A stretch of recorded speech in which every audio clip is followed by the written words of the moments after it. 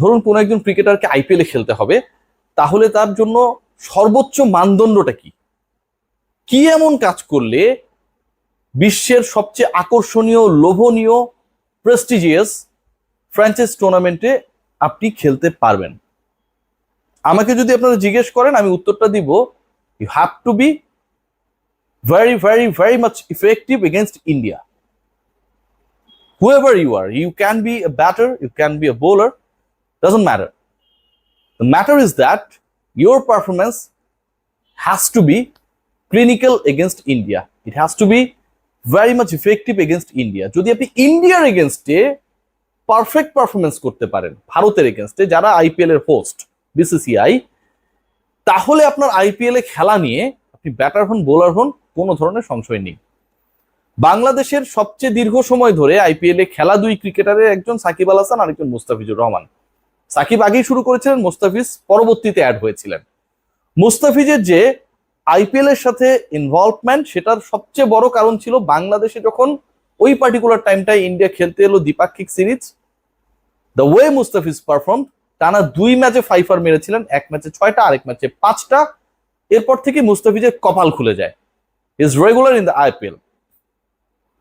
এবং সেই কানেকশনটাকে যদি আমি সবচেয়ে বড় কানেকশন মনে করি, that you have to be clinical, you have to be effective against India if you want to be the part of IPL, if you want to be the part of any franchise, then ওই জায়গা থেকে I have to tell the name of Taskin Ahmed. এটা আমাকে বলতেই হবে। কেন এই আলোচনা করছি, এবং এই আলোচনায় তাসকিন কেন্দ্রিক যে আমার এলাবোরেশন, এটা করার আগে এটুকু আপনাদের ক্লিয়ার করি যে আমার খুব বদ্ধমূল বিশ্বাস, I am very much confident যে এবার আইপিএল এ বাংলাদেশের অন্তত 3 জন ক্রিকেটারকে, মানে একটা এডিশনে 3 জন ক্রিকেটার, এর আগে কখনো আমরা দেখি নাই। যদি দেখা যায়, এটাতে অবাক হবার কিছু থাকবে না, অবাক হবার কিছু থাকবে না এক এডিশনে যদি আমরা 3 ক্রিকেটারকে একসাথে দেখি। কেন আমি এই আলোচনাটা করছি এবং এই আলোচনার প্রেক্ষাপটটা কি, এটুকু যদি আমি বিশ্লেষণ করি, তাহলে সবার আগে যেটা আসে যে ওই যে বললাম ভারতের এগেনস্টে আপনি আসলে কেমন খেলেন, কেমন পারফর্ম করেন। তাসকিন আহমেদের কথা আমি বলতে চাই শুরুতেই। If you look at Taskin, সবার আগে যে জিনিসটা চোখে পড়ে সেটা হচ্ছে ইমপ্রুভমেন্ট। বাংলাদেশের ব্যাটিং ডিপার্টমেন্টের দিকে যদি আমরা তাকাই, ক্যাপ্টেনের পারফরমেন্সের দিকে যদি আমরা তাকাই, অন্য কারো দিকে যদি আমরা তাকাই, one thing will be clear যে এই পার্টিকুলার ক্রিকেটাররা তারা কেউ ধারাবাহিক না। But after Covid, Taskin Ahmed বাংলাদেশের সেই ফিউ ক্রিকেটার্সদের একজন যে তার পারফরমেন্সের জায়গায় খুব বেশি ধারাবাহিক। আজকের সকালটা যদি আমরা দেখি, আজকে ভারতের 4 উইকেট ছিল, they are on the way to score 500 runs. সেই জায়গা থেকে তারা 450-র মধ্যে প্যাকড হয়ে গেল। রেস্ট অফ 4 উইকেটসে 3টা নিলেন তাসকিন আহমেদ, 2 সেট ব্যাটার রবীন্দ্র জাদেজা, রবিচন্দ্রন অশ্বিনকে তাসকিন তার ঝুলিতে পুরলেন। এটাই কি আসলে প্যারামিটার? Definitely not.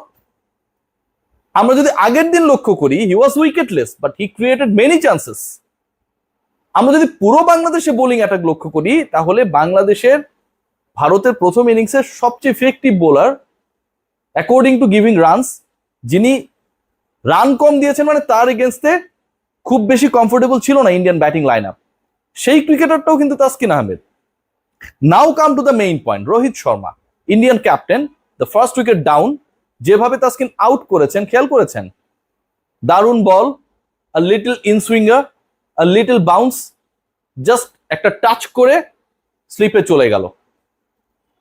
এই যে এই টাইপের বল করা, উইকেট তুলে নেবার ক্ষেত্রে ব্যাটারকে তার উইকেট স্যাক্রিফাইস করার জন্য বাধ্য করা, এই টাইপের বোলাররাই আসলে আইপিএল এ ডমিনেট করে। আইপিএল তাদেরকেই চায়। অ্যান্ড লাস্ট অন্তত 3 থেকে 4টা এডিশনসে আমরা খেয়াল করেছি, তাসকিন আহমেদকে নিয়ে প্রত্যেকটা আইপিএল ফ্র্যাঞ্চাইজ কম বেশি আগ্রহ দেখিয়েছিল। বিসিবির অনাগ্রহের কারণে শেষ পর্যন্ত তাসকিনের এই ড্রিম প্রজেক্টে, ড্রিম টুর্নামেন্টে খেলাটা হয় নাই। But this time I think he is going to be the part of IPL, যদি তিনি ফিটনেস ওয়াইজ ঠিক থাকেন।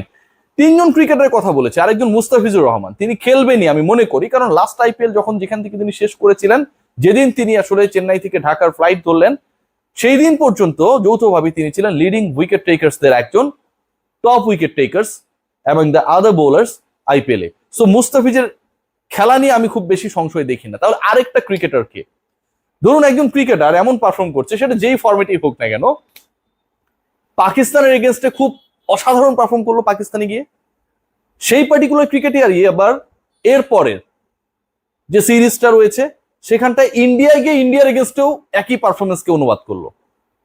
আচ্ছা আপনি বলুন যে আইপিএল যেই সয়েলে হয় ইন্ডিয়ান সয়েলের এই ফ্র্যাঞ্চাইজ টুর্নামেন্টে খেলার জন্য একজন ক্রিকেটার যদি পাকিস্তানে গিয়ে ফাস্ট বোলার অসাধারণ পারফর্ম করেন, দলকে জেতাতে একটা বিগ রোল প্লে করেন, ফাইফার মারেন, এবং তার মোটামুটি সপ্তাহ দুয়েকের মধ্যেই তিনি ইন্ডিয়ায় গেলেন, ইন্ডিয়ার এগেনস্টে খেলা শুরু করলেন এবং সেখানটায় গিয়ে রোহিত কোহলিদের তিনি আউট করে দিলেন, সেখানটাও তিনি ফাইফার মারলেন। ওই ক্রিকেটারের ব্যাপারে আইপিএল ফ্র্যাঞ্চাইজ যারা ওই হিসাব নিকাশগুলো করে তাদের ব্যাপারটা কি হবে? Definitely he must be a big choice. এবং এরকম ক্রিকেটার যিনি এরকম পারফরমেন্স কনসিস্টেন্টলি করতে পারেন, হয়তো অন্যদের থেকে স্টাইলে নামে ধামে বিগ নেমস না, বাট সে যে ইফেক্টিভ এটা নিয়ে কোনো ধরনের ডাউটস নেই। তার ব্যাপারে আইপিএল ফ্র্যাঞ্চাইজগুলোর যে আগ্রহ থাকবে সেটা নিয়ে কোনো ধরনের সংশয় থাকে না। I am going to discuss about Hasan Mahmud. If you look at his form, the way Hasan performed, পাকিস্তানে যেভাবে তিনি খেলেছেন, যেভাবে তিনি বাংলাদেশকে জেতাতে অগ্রগামী রোল প্লে করেছেন along with Taskin and others, একই ধরনের পারফরমেন্স তিনি শোকেস করেছেন ইন্ডিয়ার এগেনস্টে, ইন্ডিয়ান সয়েলে।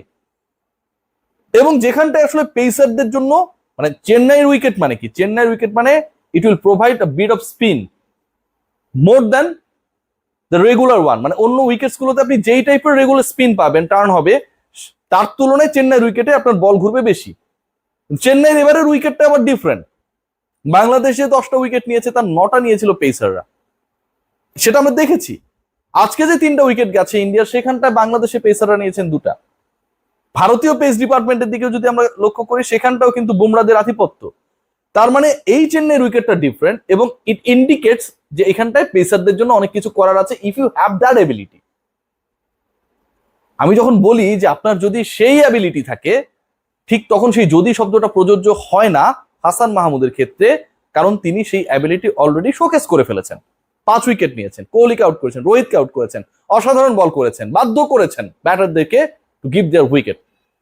সো এরকম ক্রিকেটারই প্রয়োজন, এরকম ক্রিকেটারই আসলে আইপিএল এর জন্য ইফেক্টিভ, আইপিএল এর কদর বেশি, যারা সাবকন্টিনেন্টে ইফেক্টিভ, যারা পরপর ইন্ডিয়া পাকিস্তানের এগেনস্টে অন্তত 2টা ফাইফার মেরে দিল, এবং যারা ইন্ডিয়ার এগেনস্টে স্পেশালি অনেক বেশি ইফেক্টিভ।